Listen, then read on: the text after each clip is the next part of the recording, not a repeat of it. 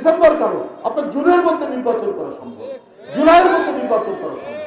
জনগণের মধ্যে তো সন্দেহ জাগবে এই অন্তর্বর্তীকালীন সরকারের কাছে প্রতি যে কেন এই গড়িমসি করা হচ্ছে। আগে জাতীয় সংসদ নির্বাচন দরকার, তারপরে না স্থানীয় সরকার নির্বাচন। সরকারের ঘনিষ্ঠ কেউ কেউ বলেন যে ডিসেম্বরের মধ্যে ইলেকশন করা কঠিন। তো কেন কঠিন হবে? মার্চ এই যে ইতিমধ্যে তো প্রায় 5-6 মাস চলে, 6-7 মাসের মধ্যে চলে যাবে। এখনো আপনার কি বলে যে 9-10 মাসের মতো বাকি আছে। তো নির্বাচন করতে এত সময় লাগবে না। এই নির্বাচন তো শেখ হাসিনা 15 বছর আটকে দিয়েছিলেন। ভোটাররা ভোট কেন্দ্রে যেতে পারেনি। ভোটাররা যাওয়ার আগেই দেখেছে তার ভোট দেওয়া হয়ে গেছে। দিনের ভোট রাত্রে হয়েছে, রাত্রেবেলায় ব্যালট বাক্সগুলো পরিপূর্ণ করা হয়েছে। আমাদের নির্বাচনী ব্যবস্থা, আমাদের নির্বাচনী প্রতিষ্ঠান, আমাদের গণতান্ত্রিক প্রতিষ্ঠান সবগুলো পা দিয়ে দুমড়ে মুচড়ে শেষ করে দিয়েছে শেখ হাসিনা।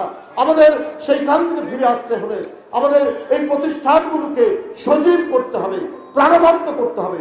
তো এইগুলোর জন্য এত গড়িমসি কেন? কেন এটা কঠিন হবে? নির্বাচন কমিশন যদি সঠিকভাবে কাজ করে তাহলে ডিসেম্বরের মধ্যে, ডিসেম্বর কেন, আপনার জুনের মধ্যে নির্বাচন করা সম্ভব, জুলাইয়ের মধ্যে নির্বাচন করা সম্ভব।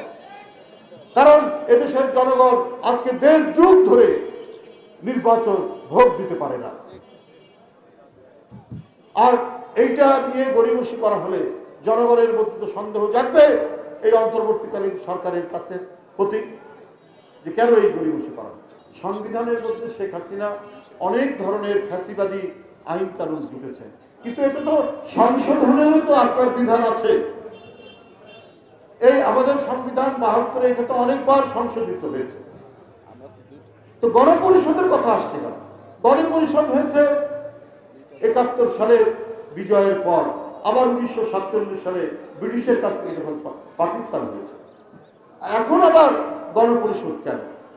এই কথাগুলো জনগণের মধ্যে একটা ধোঁয়াশা তৈরি করছে, একটা বিভ্রান্তি তৈরি করছে। শেখ হাসিনা যে অগণতান্ত্রিক এবং ফ্যাসিবাদী ধারা সংবিধানের মধ্যে সন্নিবেশিত করেছেন, সেটিকে মুছে দিয়ে এটিকে আরো বেশি গণতন্ত্রায়ন, আরো বেশি জনগণের কাছে অ্যাকাউন্টেবল সরকার করার জন্য যা যা করা দরকার সেই আইনগুলা করলেই তো হবে। পুলিশ যাতে কোনো দলের পক্ষপাতিত্ব করতে না পারে, আইন শৃঙ্খলা বাহিনী যাতে সরকারের বাহিনী হয়ে জনগণের উপর অত্যাচার না করতে পারে, সেই সংস্কারগুলো করতে কতক্ষণ সময় লাগে? সেই আইনগুলো করুন। আর এই আইনগুলো আইনীকরণ করতে হলে তো নির্বাচিত সরকার দরকার। নির্বাচিত সরকার না হলে আপনার কি করে এটা সম্ভব? এটা তো সম্ভব নয়। এই জন্য আগে জাতীয় সংসদ নির্বাচন দরকার, তারপরে না স্থানীয় সরকার নির্বাচন।